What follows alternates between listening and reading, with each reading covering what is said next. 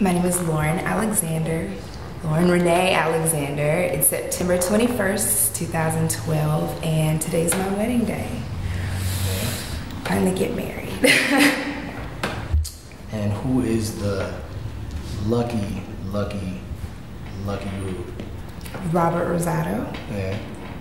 He, my longtime love from Syracuse. And we've been together almost 10 years now, so it's been a long time coming. I met Rob in 2002, April 19th, 2002 to be exact.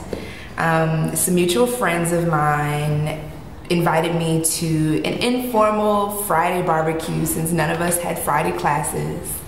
And I didn't know that circle of friends yet, but some of my Southern Syracuse partners, Derek and Marcus, invited me out.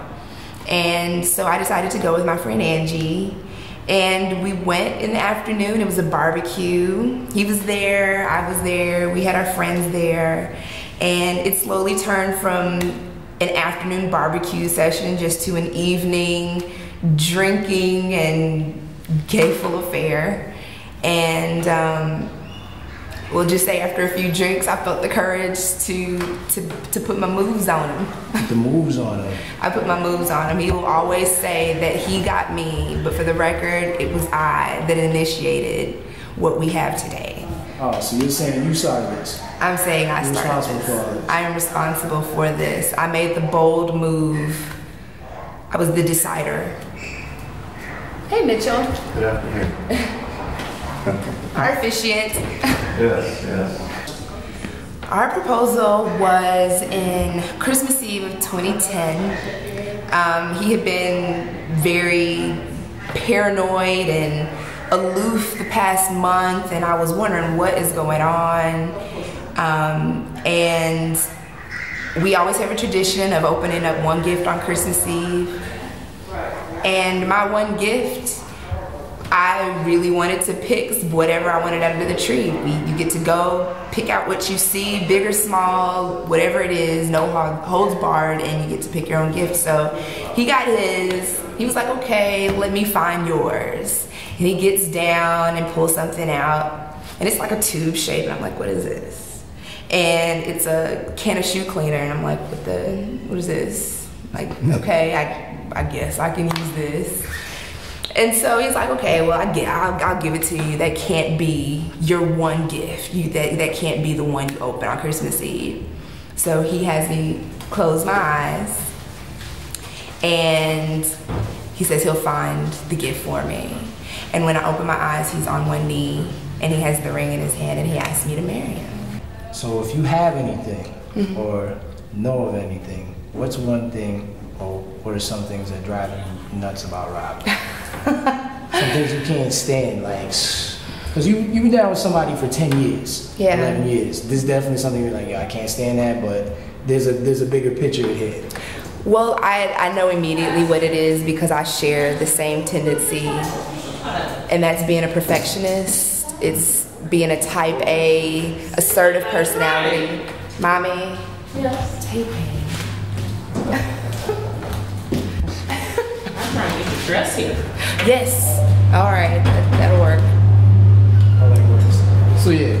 So again, the annoying things are all the things that I share. So it's one thing to be able to take the annoying qualities in yourself, but then when it's duplicated in your mate, sometimes we can butt heads.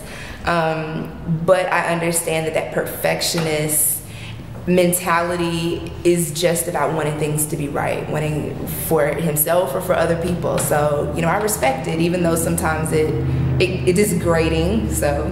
Yeah, you never find it like difficult to be with somebody that has sort of like the same angle, same characteristics. Is it like, for some people it's draining, but I feel like for more people with a higher level of integrity, it's like, it's something that is easy for you. It makes you sharper. Yeah, it does. I mean, it's something that it's all about adversity and growing. It's not just about the perfection, but it's about the flaws, you know?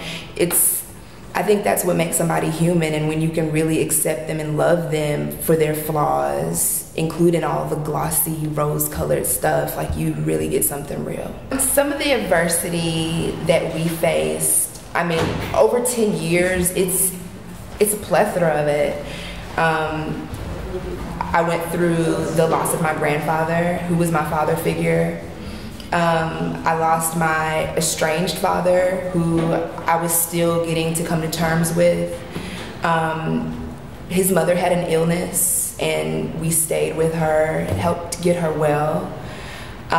We had a robbery in New York that robbed us of our sense of security, but it also brought us a lot closer. You know, it was very traumatic, and it's something that could easily break up a lot of other people, but we realized that if that were the moment that we were to go, I would want him to know that I loved him and he back. And then the importance of having that close encounter, it all becomes that much more important. So, I mean, unemployment, we both have been unemployed. I mean, we've really run the gamut in 10 years. And looking back, I mean, sometimes it's too many to name, but every single one of them has shaped where we are. When did you meet Rob as one?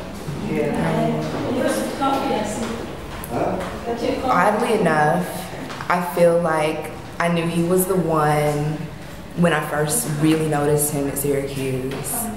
The one moment that always sticks out in my head that I remember him was I was leaving BB. I knew he was the one almost the first time I saw him. I know it sounds cliche.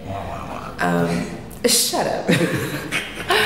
I mean, it's crazy. I mean, I was in a relationship at the time. He was too. It was nothing disrespectful. But I just remember BB, Brewster Bolin, as most Syracuse people know, was the resident hall, and Brockway was the dining hall that was adjacent to it. So it shared a courtyard. And one day after class, I happened to be going to the dining hall, and he happened to be coming from the dining hall, and there was no one else on the courtyard. I remember it was just us passing, but there was a double take, like, okay, you know, there was just something about him that it just drew me to him.